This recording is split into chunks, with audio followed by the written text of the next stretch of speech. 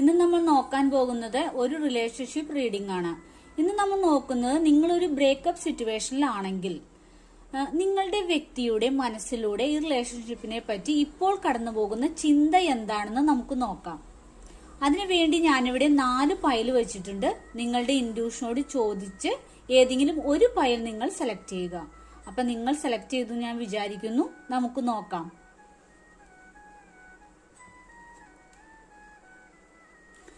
നിങ്ങൾ ആദ്യത്തെ പൈലാണ് സെലക്ട് ചെയ്തെങ്കിൽ ഈ റിലേഷൻഷിപ്പിൽ പുതിയൊരു തുടക്കം വേണമെന്ന് ആ വ്യക്തി ഇപ്പോൾ അതിയായി ആഗ്രഹിക്കുന്നു എന്നാണ് കാണുന്നത്.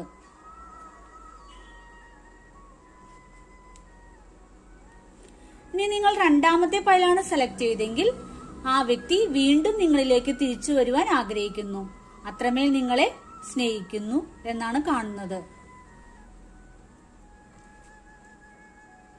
ഇനി നിങ്ങൾ മൂന്നാമത്തെ പൈലാണ് സെലക്ട് ചെയ്തെങ്കിൽ ആ വ്യക്തിക്ക് ഇപ്പോൾ ഈ റിലേഷൻഷിപ്പിനെ പറ്റി ഒരു തീരുമാനം എടുക്കാൻ പറ്റാത്ത സ്ഥിതിയിലാണ് ഉള്ളത്. ഇനി നിങ്ങൾ നാലാമത്തെ പൈലാണ് സെലക്ട് ചെയ്തെങ്കിൽ ആ വ്യക്തി എത്രയും വേഗം നിങ്ങളിലേക്ക് വരുവാൻ ആഗ്രഹിക്കുന്നു, അത്രമേൽ നിങ്ങൾ അവർക്ക് പാഷൻ പോലെയാണ്.